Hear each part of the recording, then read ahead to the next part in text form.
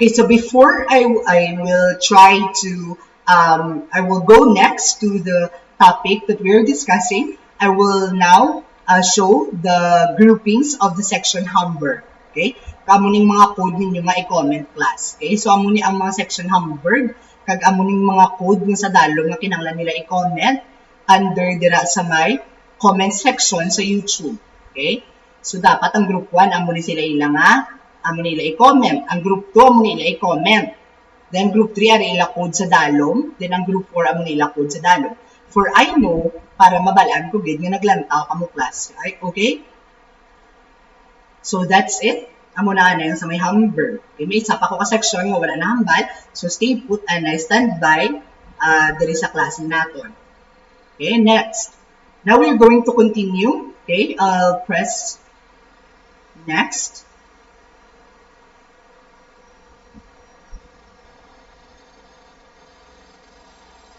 This is still in the acquiring part. Now, we're going to discuss between technological determinism versus cultural determinism. So we are going to have this first. Okay? What are the similarities with between these two, and what are the differences?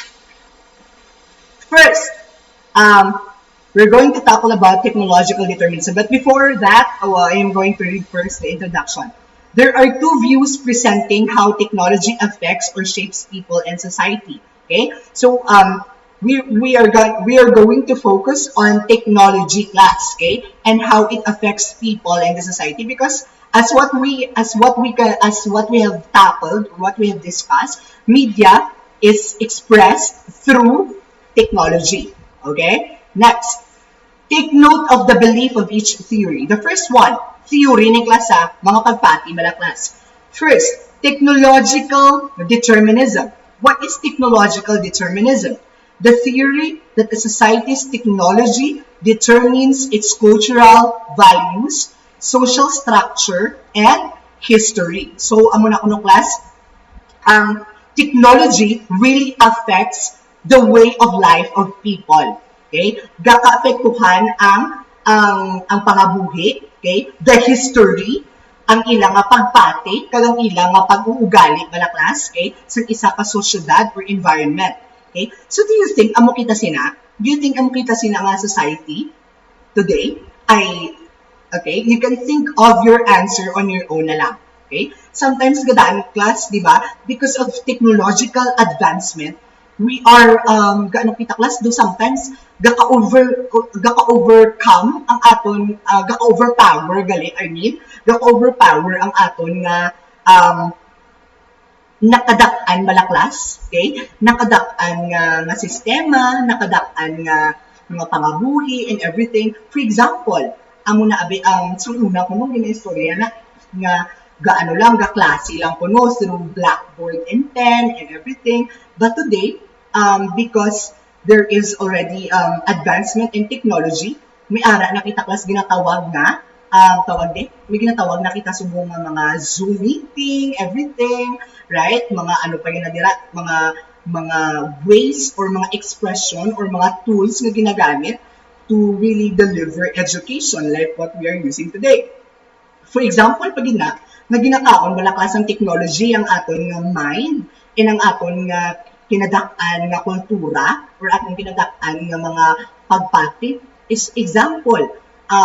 Ginpadako kabi for example ni nanay mo kundi tatay mo nga dapat totoo ang edukasyon ginapanhan mo ginahatagan mo gid importansya, ginahatagan mo gid sa tanan-tanan ihatag mo dira. Okay, yung tagaan mo gid value and everything, you treasure it because it's yours. Okay, there's nothing else that we could actually lend you when we die or when we are gone on this earth, okay? Pero ang edukasyon na mamatag namon sa imo. Pero anong ginobra sa ibang class? Because they are negatively affected by technology. Ang iban ga-ML na lang, gauntat sang eskwela because naapektuhan sang technology, right? Ang iban dira nag-absent because kakadto sa computeran, and that's it, okay? So it is how technology commands our lives, okay, in the way that it could change our belief, our tradition, okay, and our culture and history. Example pa again, okay, let's read. Mobile phones and computers significantly affected and changed our way of life, okay? May it be positively or negatively, okay, pero sa akin niya, it positively impacted me, okay, or affected me ang computer, because if not because of computer, life will not be easy, right? Basi hindi kita maka-communicate dahil kung mga layo ang mga ginaistorya natin and everything. So, I think that's the advantage of technology.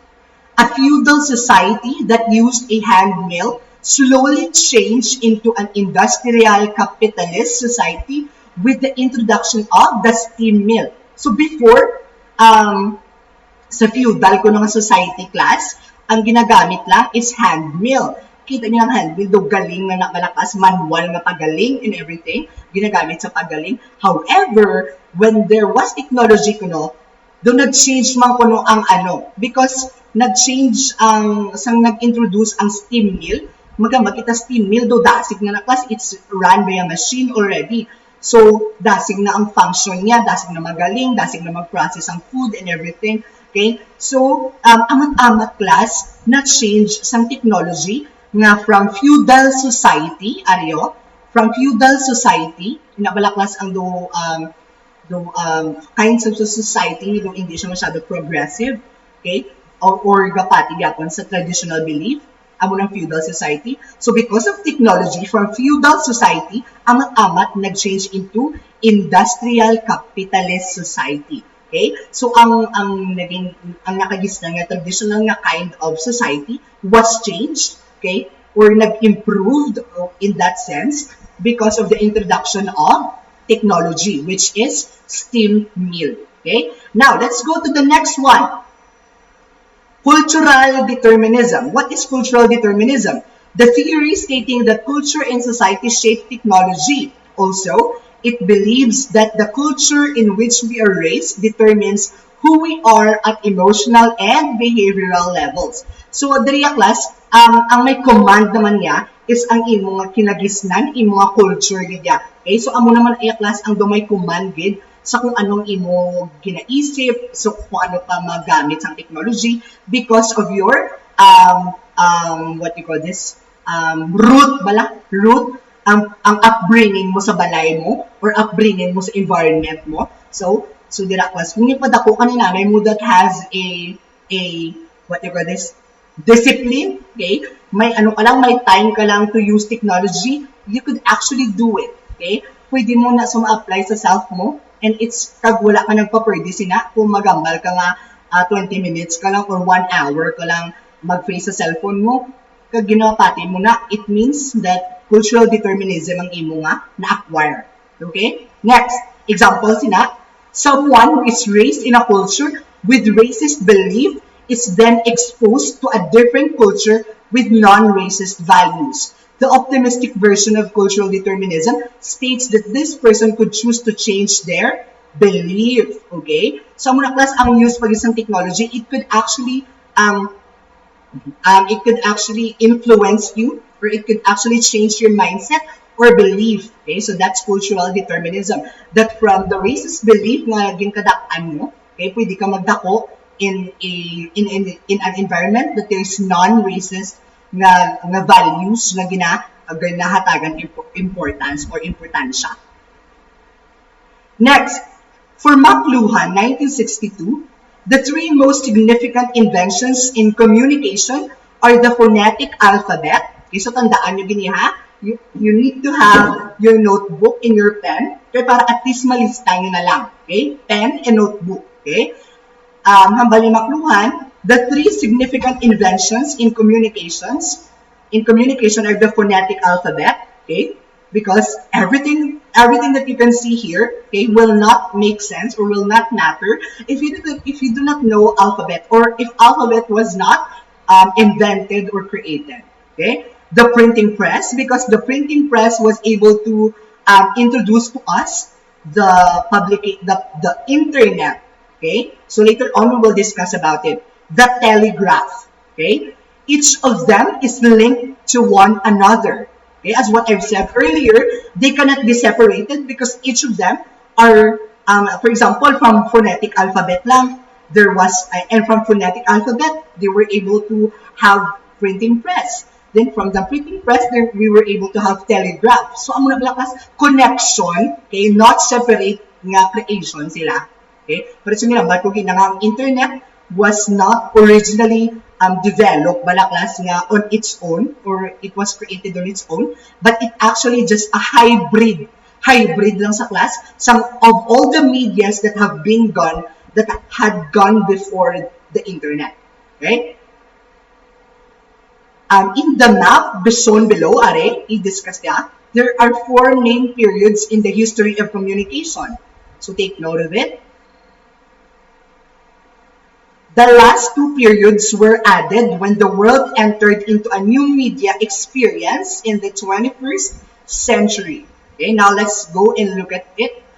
First is the tribal age. Okay, so ang 4 niya class, ari as sa electronic age, ay muna sila class ang pinaka-important nila class, yung significant class nga period in the history of communication. However, aring information age and infrastructure age are do nadugang lang sa class, okay? Because we have advanced technology again in the 21st century. First is the tribal age. What happened in the tribal age? Hearing was predominant and the most valuable sense of reception. So, ang pagbati-bati lang mga class, okay, hearing. So, din na di class guro na develop ang oral communication, okay, mga oral literature, mga ano pa na dira class, or those media or those information that they were able to transfer using sound only, okay. Inabalang ma-cater dayon sa isa ka tawo pag nabatian niya. Humans use sense of hearing to hunt and stay alert for danger, right? So they use hearing, they use sounds for them to be aware of their surroundings, okay? Next, literary age. Maganda kita literary age, it's the sense of sight. Literary age naman class, the sense of sight was dominant already, okay?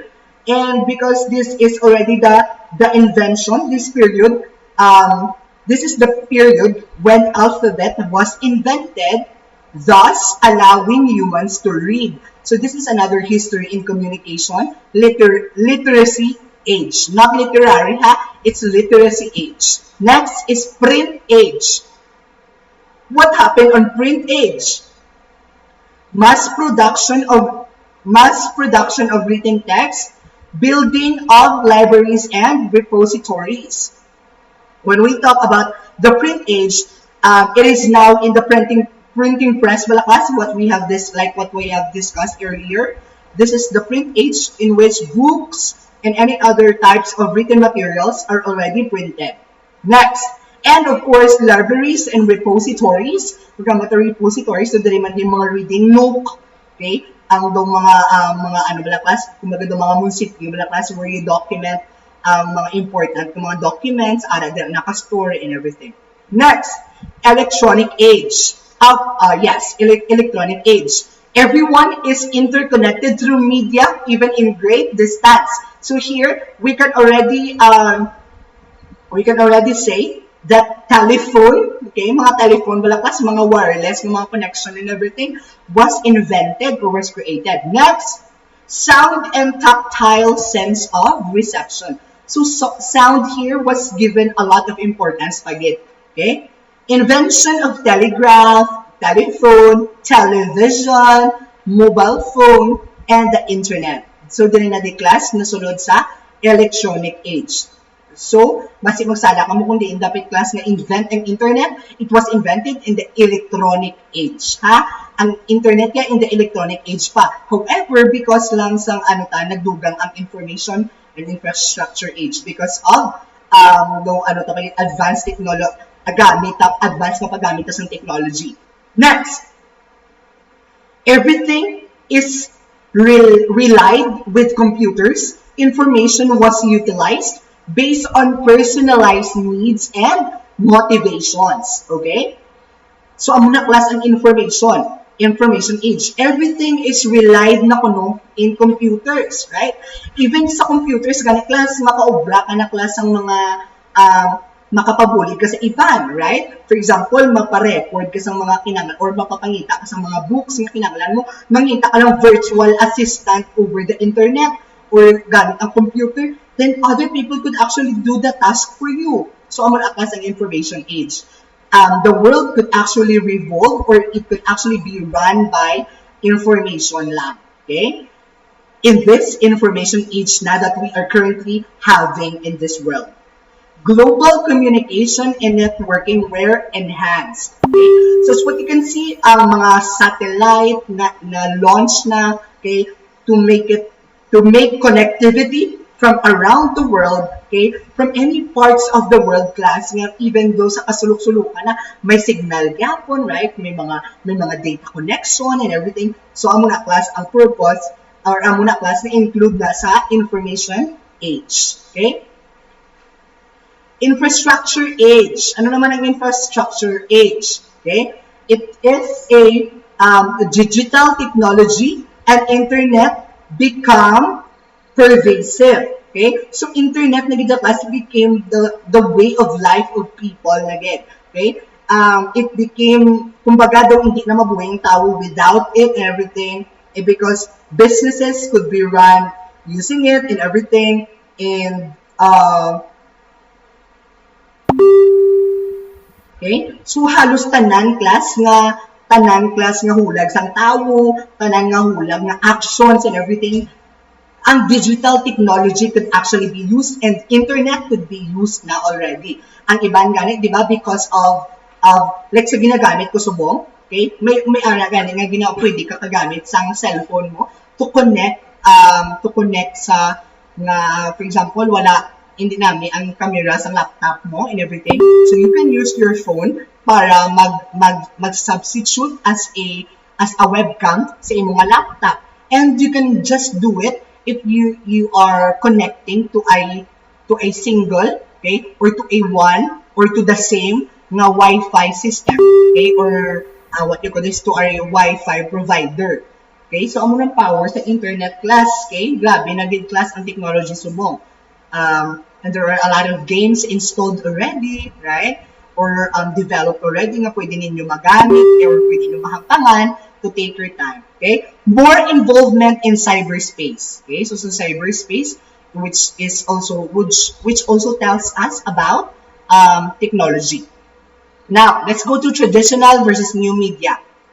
At the beginning of this lesson, you were asked to identify which of the media forms stated are considered traditional and which ones are new. What were your basis for your answers? Okay? So, what were your basis nga pina-answeran mo kung 2 items kung malaklas naging pa-answeran ko sa inyo kagina? Okay? So, I hope you were able to answer it.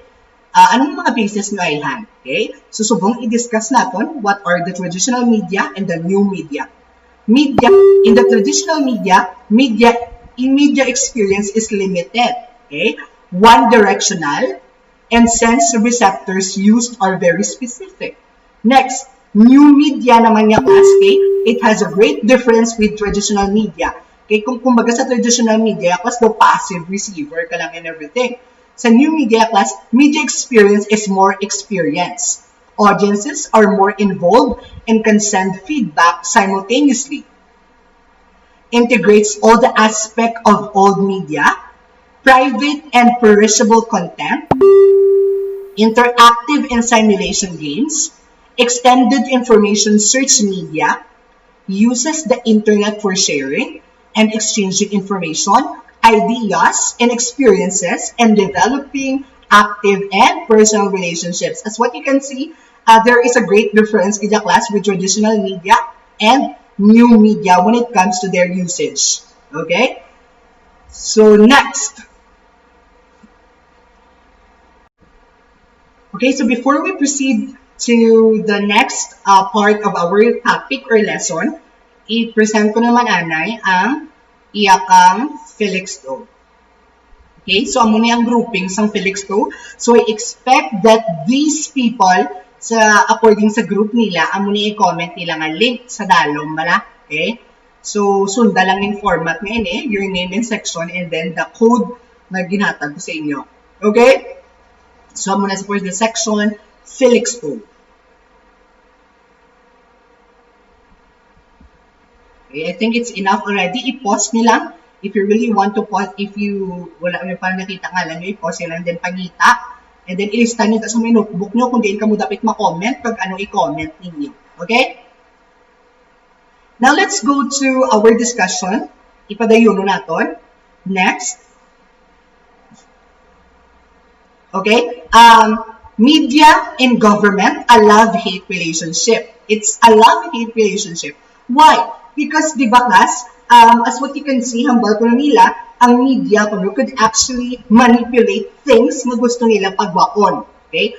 Or gusto natin nimuon, di ba? For example, kikita user na kita sa media. Okay? So, for example, ma-share kita kung fake news about sa government on Facebook. Okay? So, that could actually affect our government. Okay? And in the same way, ang mga press na class, okay, ang mga press na ginaano nila class, nga gina-control nila kumbaga ang gagwa ng information na i-disseminate sa mga tao. So, ang mga class, it's a love-hate relationship. Now, let's go deeper into that and how does it mean? The relationship between media and government is oftentimes adversarial. This is normal and healthy because media is being a watchdog. Okay, this is just normal and healthy class. If the media could actually, can actually be involved in how the government govern or implement rules and regulations sa isa ka lugar nga kag-intra ang media, so that's just normal. Kung wala kang class press or wala media class nga involved within the governance of a certain administration, for example, or politician, or sa politics, hindi involved ang media, then it could actually just tell us one thing. It could tell us one thing. Nga ano lang kita class, nga do base, ano kita, limited kita, or gina-restrict kita, gina-restrictuan kita, or gina-contain ang ating freedom of speech. Okay? Ating freedom to, what you call this, to express our own opinion, our own idea or thoughts of something that we know we can say something. Okay? So ang muna class ang aton ang importance of media in the government. Okay? And it keeps everything at bay. Okay? For example, in politics, kung ga-intra class ang mga tao, kung ga-intra class when there is media, okay? Or ga-intra ma-involvement bala class ang isa ang people. Okay, ang checks and balances in a government, okay, do ginatagaan sa importance. Because there is what we call verification, or there is what you call reception coming from the people, right? To better understand the nature of media here in the Philippines, familiarize yourself first with the normative views on media. So, muli kas magkabagita normative, ang nakagisna ng mga class, okay, don't norm, ang nakagisna ng pagtulok sa media. Example, libertarian theory. Okay? It says people are more enough to find and judge good ideas from bad. People are rational, libertarian, tagapon ha? And their rational thoughts lead them to find out what are good and bad. Press should not restrict anything, even a negative content may give knowledge and can make better decision whilst worst situation. Okay? So, amo na ko na class, ang press ko no should not be suppressed or should not be stopped in what you call this, para ma-promote para mapakita ang information or ang truth and everything. Next. Libertarian thoughts are exactly against or opposite to the authoritarian theory, which means the authoritarian theory says all forms of communication works under the control of government or elite like king. Okay? So, do diri class may freedom, kaya in libertarian theory, do may freedom, kaya may freedom ang media, may freedom ang press to express themselves. Next. Soviet media theory. What is Soviet media theory? It's the state have absolute power to control any media for the benefits of people. So, do ginabalik magyapon class. For example, gina-control ang media, pero it's still for the benefit of the people.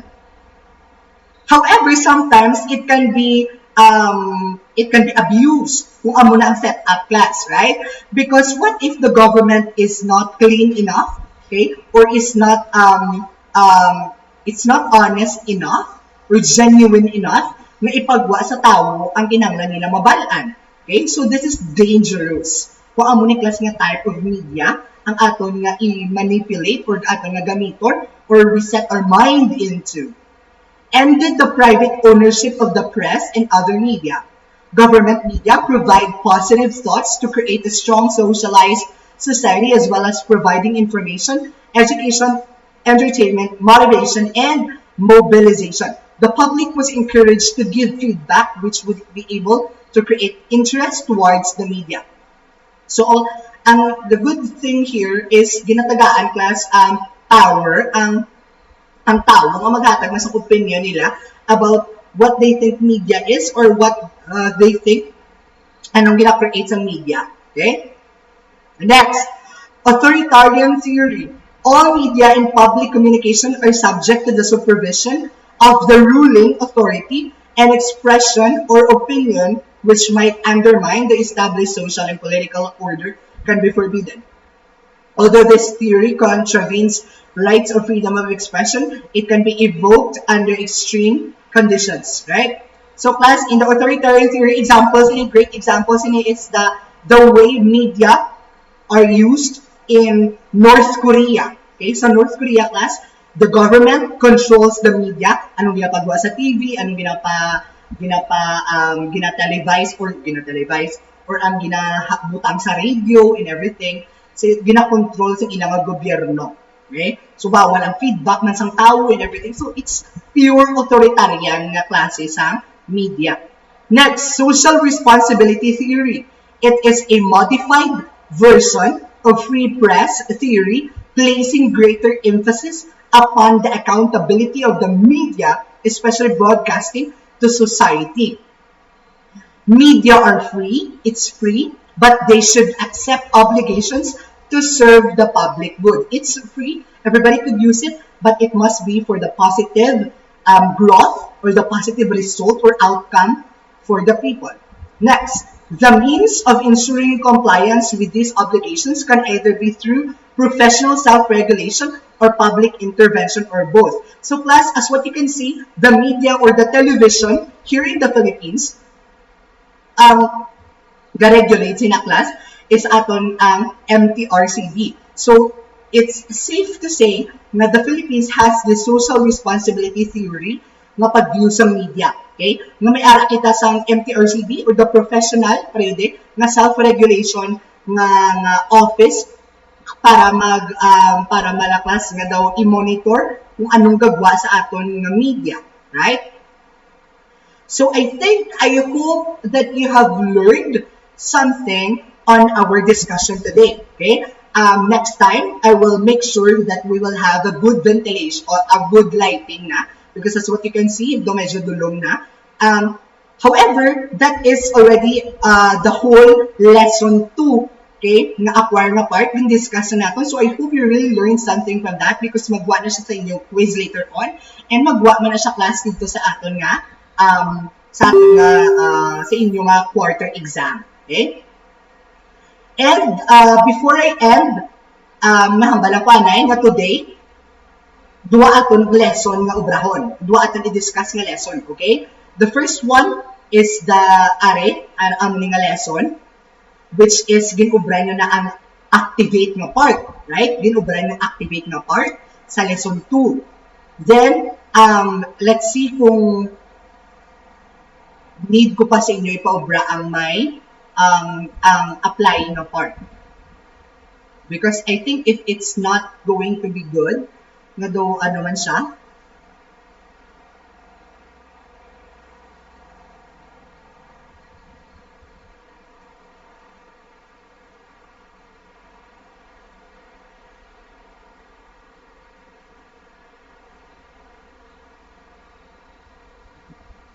Talagang class. Okay, just wait for a while. I'm trying to check it out kung do okay siya i-ano. Yes. Okay? So for this lesson, Anay, anong ubrahon ninyo? Okay? You don't need to answer applying new knowledge. Okay? Hindi namin class pag-answer yan. Please, okay? I-restrict ko ni siya ang applying new knowledge. Hindi namin pag-answeran. Okay? So, X ni siya. X. Okay? So, hindi siya na pag-answeran. So, what are you going to do now? You have to go directly sa my assessment na part. Okay? Sa assessing na part. Class, I will open this quiz. Today, starting today, and I will close it by Wednesday. Right? I will close it tomorrow evening, mga alas 11 ko ni siya class i-close. Bali class, ang inyong brahon, ansiran yun pwede naman ansiran pagkatapos, gitsin isang discussion ta, pwede nyo siya ansiran dayon, okay? Pero, may ansiran pagid ka mga lain, okay? Kaya may ansiran pagid ka mga lesson 3. Okay? So, ano class, paano ninyo ansiran? What? I-review ko lang. So, for this lesson 2, sa lesson 2 nga okay, anong ansiran ninyo? Ari na ansiran nyo na okay, good. Ari na discuss na, good. Ang applying, skip. Okay? Skip or hindi? Skip. Okay? Skip ni siya, hindi siya pag-ansiran. Ang assessing new knowledge, sir, ansiran, hindi. Ansiran. Ansiran ang quiz nga assessing new knowledge. Tanan nga assessing naton ansiran agad. Okay? Okay, I hope you got that. So, ato ang mga nag-comment, atong mga ginhatag kung mga what you call this? Atong ginhatag kung mga code, atong mga code, you comment it down dire sa video nga ini. Okay? Sa duwa ka video na kon nga i-upload sa part 1 ug sa part 2 sang lesson 2. Lesson 2 ni lesson 2 ni class, lesson 2. Okay? And ang next ko nga ihatag sa inyo nga video will be lesson 3. Okay? Lesson 3. So, I hope nga ma-comment down ka mo diri sa YouTube nga comment sa inyo nga code sa duwa ka video. Sa part 1 ka sa part 2. Dalang inyo nga code. Below nyo nga name and section, then code. Okay? The same comment, i-comment nyo sa duwa ka video. Did you get it? Okay? Ano ganing hambal ko liwat? Saan nyo ansiran class? Okay? I-open ko lang ni class ang ang mga wala pa na-answers ang activate. I-answer nyo na later, okay? Sa ano ko pa na, i-close ko na siya sa Wednesday pa sa gabi, pati ang assessing na part sa Wednesday gabi ko pa na, pati ng assessing na part sa Wednesday gabi ko pa na i-close, okay? So, I hope nga ma-answer din kamo, okay? So, standby lang, because I will send another video para naman class sa may lesson 3. Then, sa may lesson 3 ko class, lain naman na ang code na kinanglan nyo i-comment. Sa duwa naman ka videos kung may upload, lain naman ang code. Okay? Then, what you call this? May mga instruction na ako dira sa video. So, importante, yun nga lang tawon nyo. Because, sa next na video, sa next na lesson ko, ihambal ang inyong ulubrahon na performance task. Okay? Duwa ka bilog in your performance task class, ang infographics and the Twitter. Okay? So, duwa na kabilog ang inyong ang inyong performance task, standby, lang tawon gitong video nga next for the lesson 3, kay dito ko i-upload, dito ko dalon ang pag-present ko sang aton nga performance task. Okay? For this quarter. Do you understand? Okay? So, I hope you learned something for lesson 2 standby because may lesson 3 pa. Okay? Thank you very much.